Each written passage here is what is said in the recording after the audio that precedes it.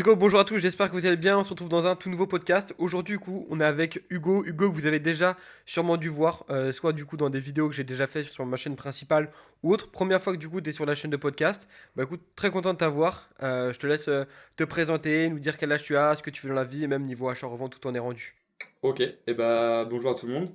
Du coup, comme une petite partie, je pense me connaissent. Moi, c'est Hugo.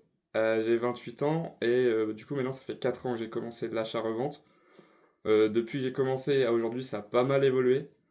Maintenant, niveau achat-revente, je génère pas des chiffres énormes, mais pour le temps investi, ça reste totalement raisonnable. On va dire, je tourne aux alentours des 2000-2005 de CA par mois. Pour une marge à 60% à peu près, donc une très bonne marge, en vendant assez peu puisque je suis vraiment que sur les marchés oubliés à 90% de mon stock, et un petit pourcentage, le reste ça va être des vêtements que je récupère ou alors du fournisseur. Donc voilà, depuis vraiment 2 ans, c'est les marchés oubliés, c'est vraiment là que ça s'est bien développé, et là actuellement il y a des outils qui sortent, il y a vraiment des trucs intéressants pour vraiment développer cette activité, cette partie des marchés oubliés. Euh, et également, on va dire, maintenant ça fait quoi, un an à peu près, même pas, que je suis coach. Donc je coach dans la formation, dans l'accompagnement, pour du coup aider les membres à atteindre leurs objectifs. Et à côté, j'ai développé un outil qui s'appelle Resell Manager, et dont je suis assez fier et qui commence à plutôt bien marcher. J'ai des plutôt bons retours. Donc tout ça réuni, c'est plutôt cool. Et là, l'objectif à moyen terme et à court terme, c'est-à-dire que là, je vais partir en Malaisie pendant 3 mois, histoire de découvrir un peu le monde extérieur, tout en profitant du coup de ce travail-là, d'achat-revente, de coaching et de SaaS. L'objectif, c'est vraiment de pouvoir être libre géographiquement et donc d'avoir des activités qui tournent à côté. Ok, donc finalement, tout mis bout à bout, ça fait quand même pas mal d'activités entre du coup l'achat-revente, le coaching, toute la partie également avec ton SaaS, ça fait beaucoup de choses au final. Surtout que là, du coup, t'es encore en... enfin, tu travailles encore avec ton métier principal. C'est ça, actuellement, ouais, j'ai encore mon CDI, donc je fais 37 heures semaine, plus l'achat-revente, les coachings et le SaaS. Donc après, tout ce qui est achat-revente pur, Vinted, j'ai délégué toute la partie aller chercher les colis, prise des photos, partie traitement des articles et la vente. En fait, moi, je gère juste la partie achat et la mise en ligne. Ok. Et donc, du coup, en prenant toute la partie que tu as déléguée, donc tu viens de donner les tâches que tu as pu déléguer, tu es quand même à 60% de marge nette ou marge avant du coup URSAF? Avant URSAF. Avant URSAF. Ok, donc marge commerciale et après, du coup, tu enlèves 12 et quelques pourcents avec l'URSAF. Donc je suis à grosso modo 50%. Ok, bah du coup, ce qui est très bien quand tu prends toute la partie déléguée, donc au final, tu dois avoir un bon taux horaire. T'as calculé un peu en termes de taux horaire, t'as combien? Juste sur l'achat-revente, j'ai fait. Pas sur le reste.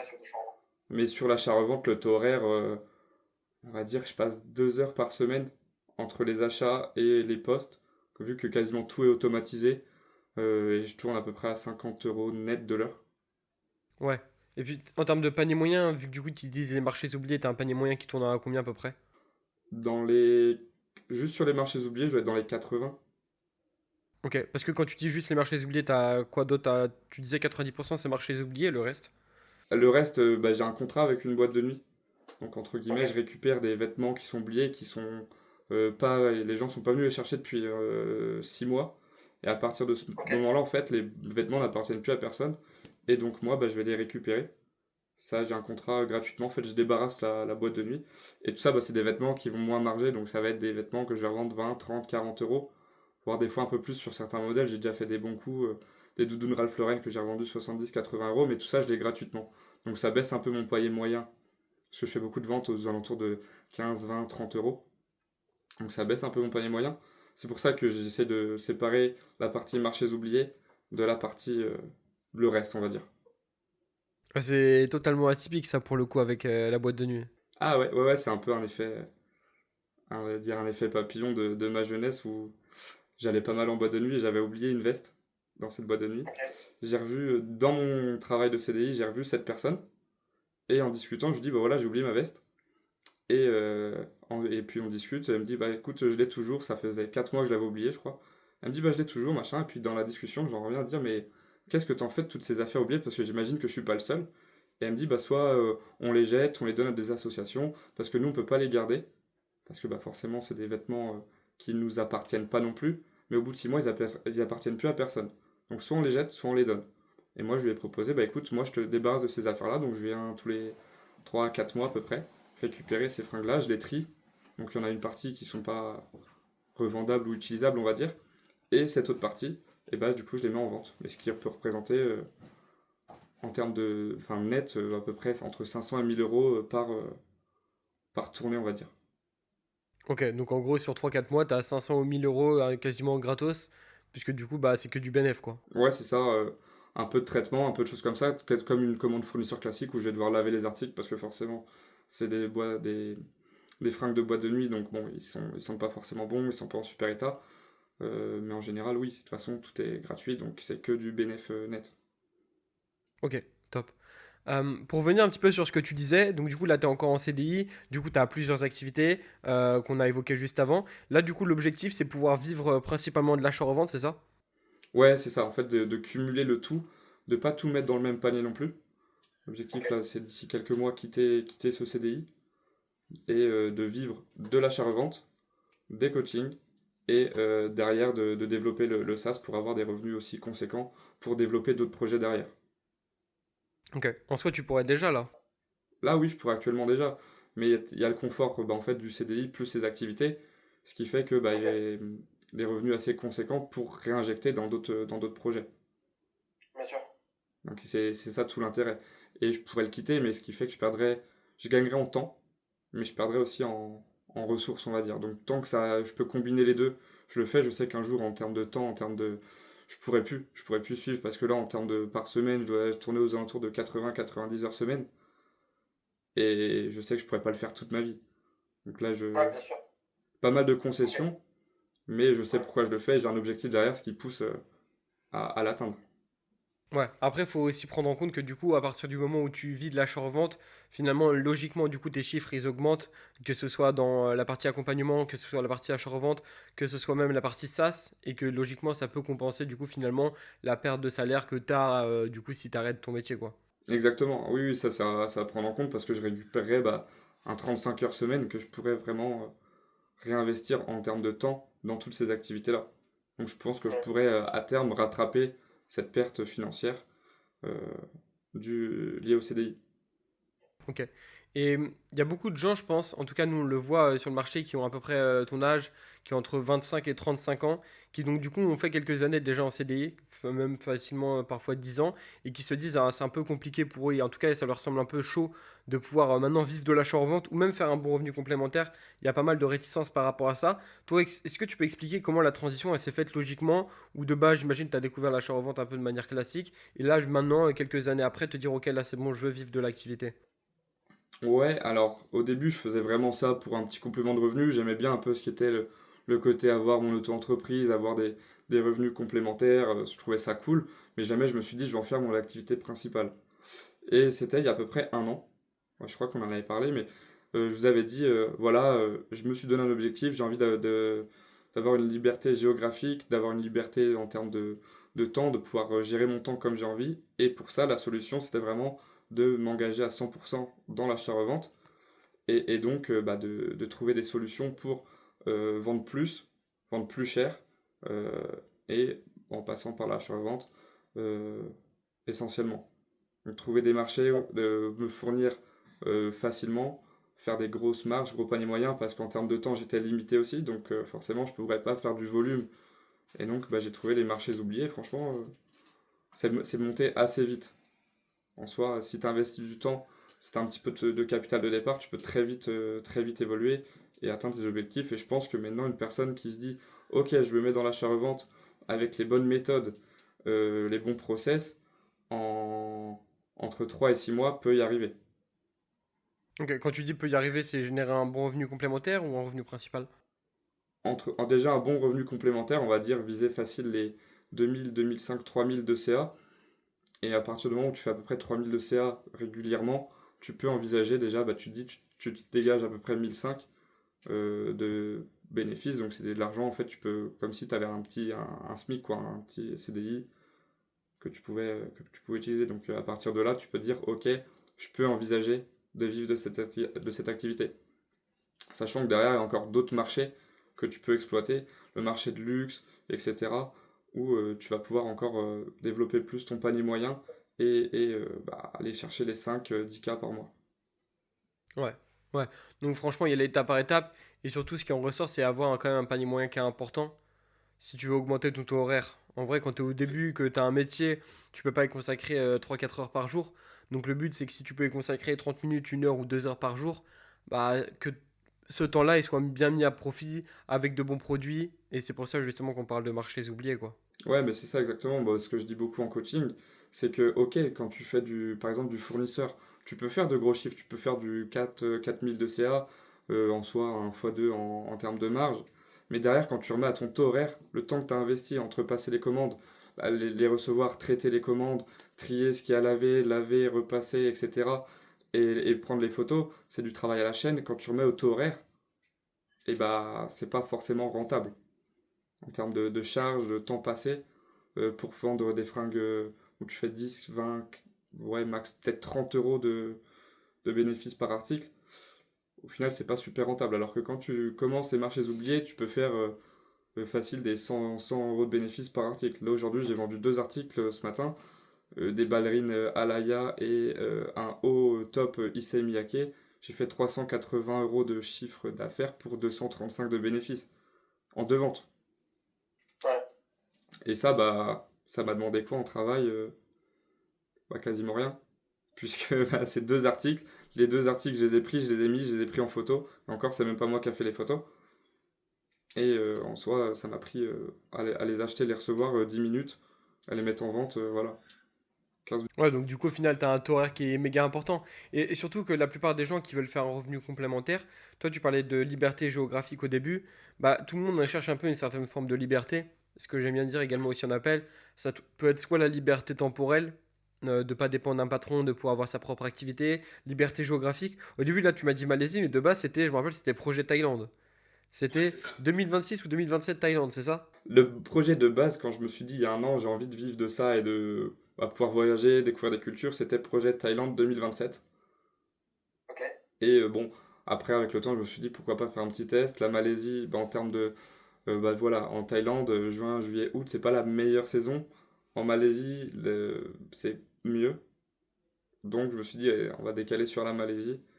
Et Après, c'est à côté, hein. ouais, c'est à côté, mais tu vois, tu descends de 1000 km quasiment, entre Bangkok et Kuala Lumpur. Et le temps n'est pas tout à fait le même. Mais dans tous les cas, tu vas faire les deux, non? Après, ouais. Parce qu'en vrai, autant qu'elle était en Malaisie, la plupart des gens, j'ai l'impression qu'ils vont en Asie, ils font, tu vois, la Thaïlande, la Malaisie, après ils vont en Indonésie, ce genre de choses. Ouais, mais dans le futur voyage, là, c'est un vrai premier test. Être, on va dire, résident à Kuala Lumpur pendant une grosse période. Pendant un mois et demi, je pense. Ok, parce que tu disais 3 mois au début. Ouais, et le reste après le reste, je vais peut-être aller voir à Singapour, tu vois, plus tranquille, visiter Langkawi, les îles Perhentians, tout ça. Ça coûte cher, Singapour, hein. Hein? Singapour, ça coûte grave cher. Ouais, mais ça, c'est juste un petit week-end kiff, quoi. Mais donc, du coup, le but, c'est de s'expatrier à terme, donc de vivre genre plus de 6 mois à l'étranger, ou voyage, mais tu préférais vivre en France. Ça, je verrai, je pense, à l'issue des 3 mois. Là, c'est un vrai test pour voir si c'est une vie qui peut me plaire, me convenir. Ou alors, après, dans le but, j'aimerais bien faire du 6 mois, 6 mois, 6 mois en France, 6 mois à l'étranger. À chaque fois, découvrir de nouveaux pays.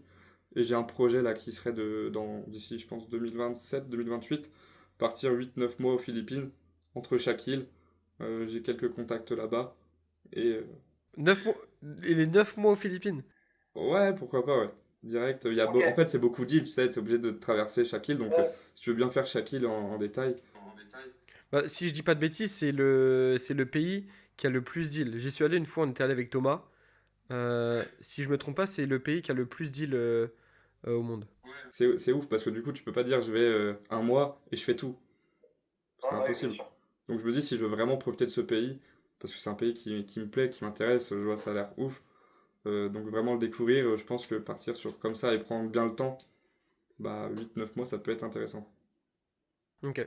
Donc toi, sur l'aspect achat-revente, ce qui t'a vraiment donné envie de vivre de l'achat-revente et tout ça, c'est vraiment la partie liberté géographique, de pouvoir te dire que bah, tu as quand même 28 ans et que donc, du coup, tu aimerais commencer à pouvoir voyager un peu partout dans le monde, surtout du coup en Asie, de ce que tu dis là, et de pouvoir découvrir de nouveaux pays, nouvelles cultures et autres. Bah ouais, c'est ça, parce que de base, j'adore voyager. Mais en fait, bah, du fait du CDI, tu dois rendre des comptes, donc tu as, on va dire, 5 semaines de congés payés par an. Des fois, tu en as un peu plus selon le taf que tu fais.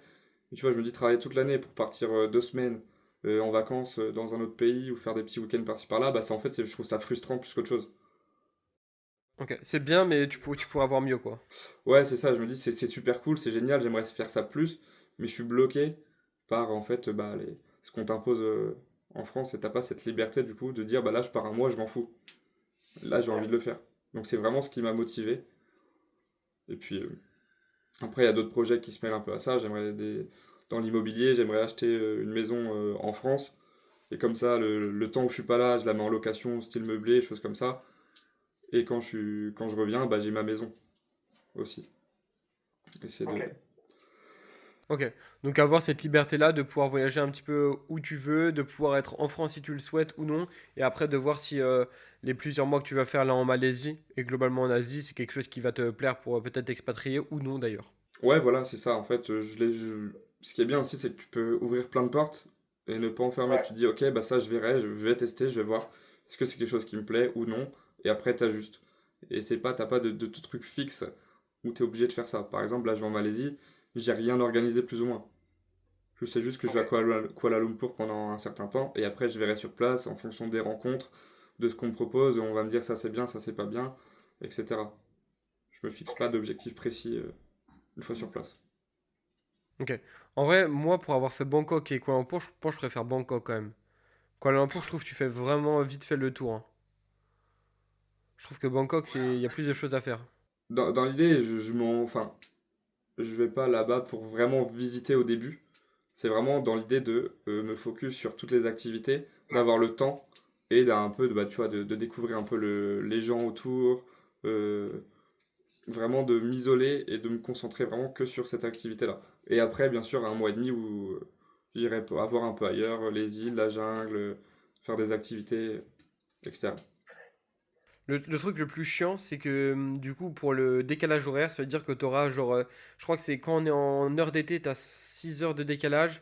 Et je crois qu'en heure d'hiver, tu as 7 heures de décalage. 6 heures. Donc, par exemple, j'ai calculé, moi, bah, par exemple, pour les coachings ou tout ça, je serai obligé de commencer à 15 heures à peu près. Parce qu'il sera 9 heures en France. Ouais. Donc, je bosserai sur les coachings et tout ça de 15 heures à minuit, par exemple. Ouais. Et comme ça, en France, il sera de 9 heures à 18-19 heures. Bon, ça me laissera quand même du temps, mais je suis obligé de m'organiser, de décaler comme ça. Du coup, je me suis dit, bah moi, le matin, quand je vais me lever vers 7-8 heures, ça me laissera du temps aussi pour faire mon sport. Tu vois, petit footing. Après, si tu finis de travailler à minuit, ça m'étonnerait que tu te lèves le temps que tu prennes une douche, tout ça. Je pense pas qu'à 7 heures tu serais réveillé en Malaisie, hein. Moi, en tout cas, c'est ce que je pensais quand on était ensemble, enfin, quand j'étais avec des potes à moi, Thomas et tout en Asie. Franchement, on se levait genre à 11 heures ou midi. Par contre, on se couchait genre à 1 heure ou 2 heures ou 3 heures parfois. Après, bah, c'est ça aussi, je vais voir en étant sur place, je peux pas le dire avant sans l'avoir vécu. Ouais. Mais oui, je pense que de toute façon, bah, moi j'ai l'habitude de me coucher à dire minuit heure française et de me lever à 6h30 parce que je vais à mon Ok. CDI, donc j'ai l'habitude. Là, Ouais. j'aurais plus forcément de contraintes de me dire, ouais, faut que je me lève pile à cette heure-là. Donc, ça, c'est des choses que je verrai sur place, mais bon, j'aimerais bien créer quand même une petite routine Bien sûr. Ok. sport et. Ouais. Un truc sur lequel j'aimerais bien qu'on puisse parler également, c'est ton outil Resell Manager. Tu en as parlé un petit peu au début du podcast. Est-ce que du coup tu peux expliquer un petit peu en quoi ça consiste?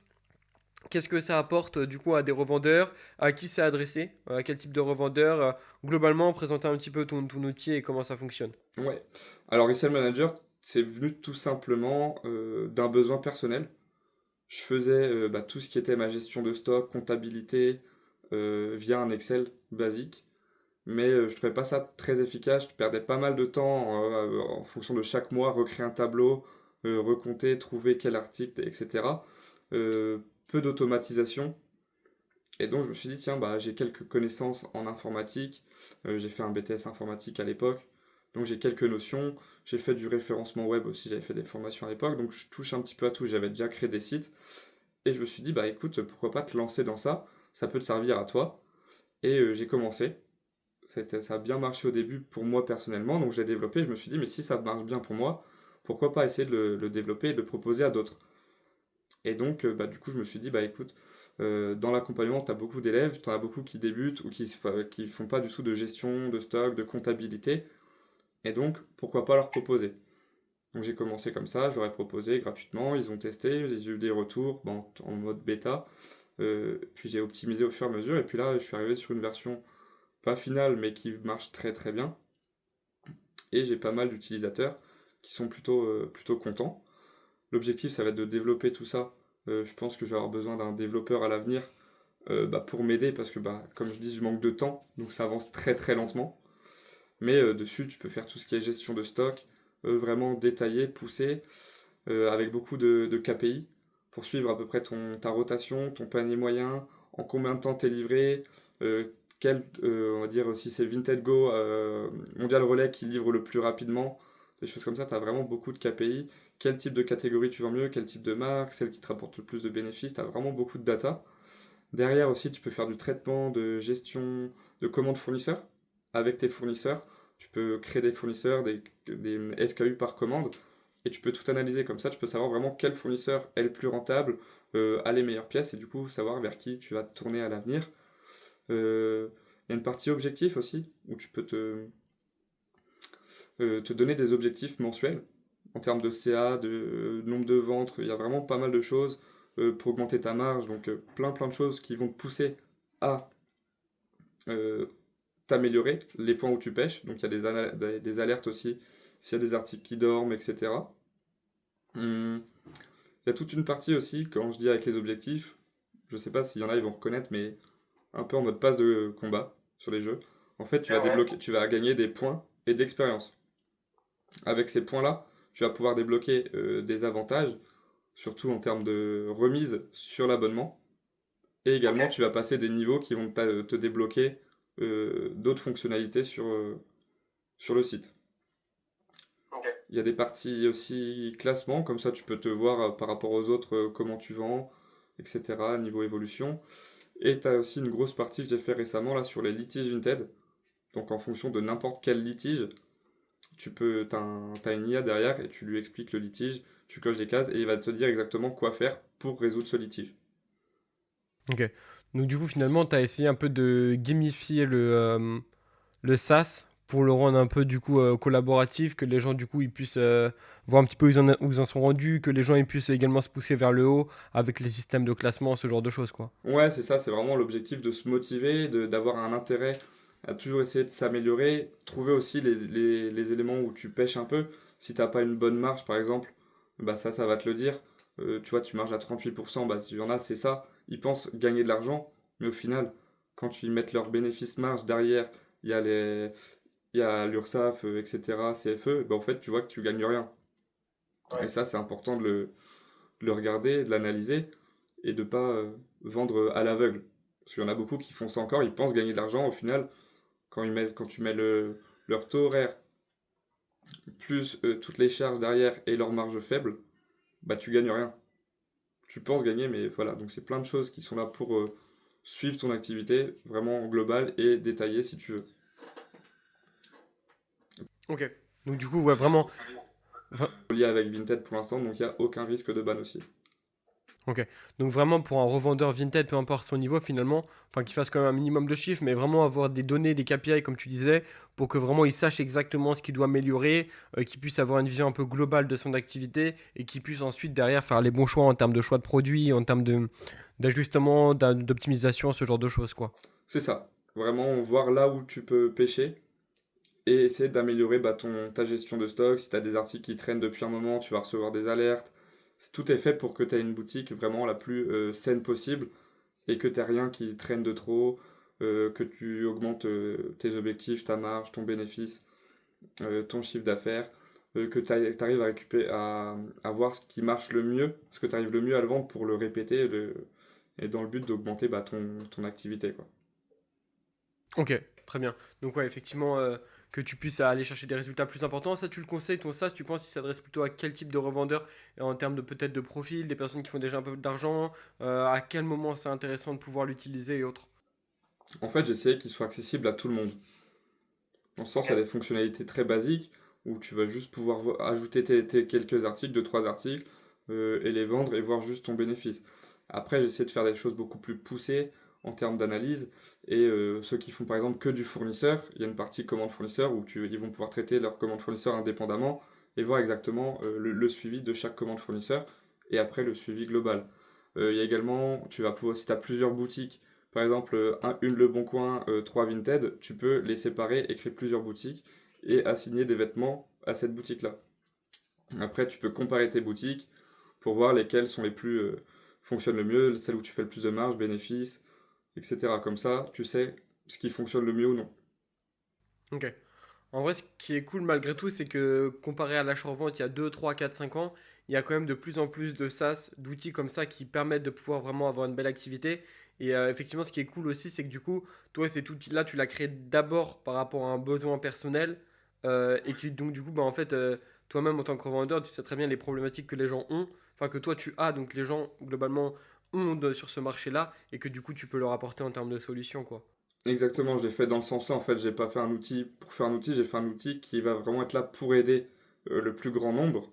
Et c'est pour ça que j'ai pas du tout regardé ce qui pouvait se faire sur le marché. J'ai jamais utilisé d'autres outils. Mais j'ai demandé aux utilisateurs, donc les bêta-testeurs, donc beaucoup des membres de l'accompagnement, de l'utiliser et de derrière de me donner les retours de ce qu'ils voulaient voir dessus. Et du coup, en fonction de ces avis-là, j'ai essayé de mettre en place tout ce qu'ils me demandaient pour que ce soit un outil vraiment fait et moulé pour tout ce qui est revendeur, quel que soit leur niveau.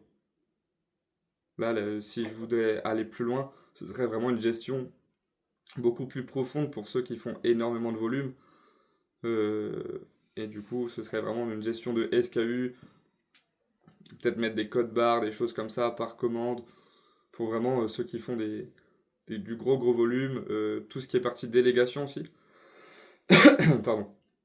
Euh, Par exemple, imaginons que tu as deux trois employés, et bah, qu'ils aient accès à ton outil et qu'ils peuvent mettre par exemple toutes les annonces qu'ils ont mis, s'il y a des colis à récupérer, tout ça, ça serait vraiment une grosse partie pour plus tard.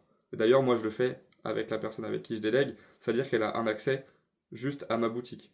Elle peut juste ajouter des articles, les modifier, mais elle n'a pas accès à tout le reste.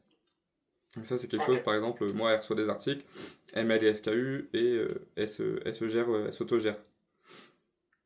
Ok.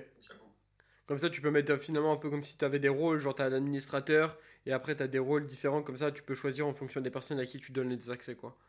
C'est ça exactement.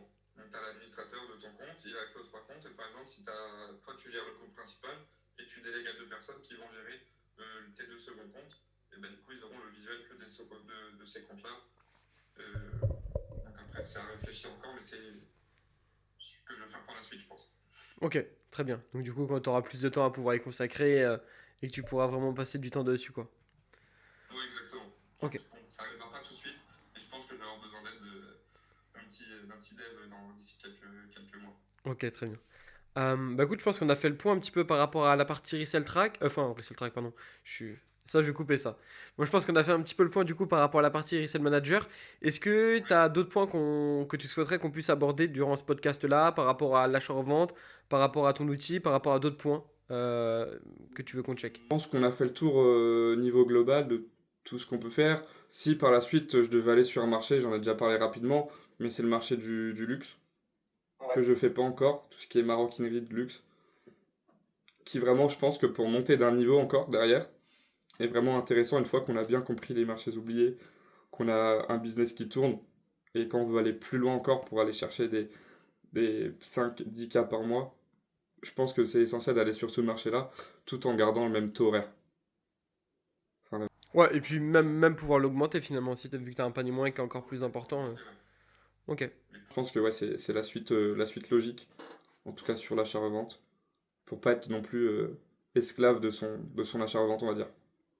Ouais, dans tous les cas, je pense qu'au fur et à mesure, il faut que augmenter le panier moyen. En tout cas, si tu, je pense que c'est soit tu augmentes ton panier moyen et du coup tu restes avec une petite équipe, soit du coup tu as un panier moyen qui est pas très important, mais dans ce cas-là tu vas faire beaucoup de volume et tu es obligé du coup par définition de déléguer, d'avoir soit des freelances, soit de recruter des salariés ou autres. Et là du coup tu te trouves quand même avec beaucoup de charges. Parce que quand tu C'est commences à ça. déléguer, s'il te faut un local ou autre, Tu crées des problématiques, tu dois passer en société, plein de choses comme ça qui font. bah, en fait, de base, tu te fais un petit revenu complémentaire ou un revenu principal pour avoir une certaine forme de liberté.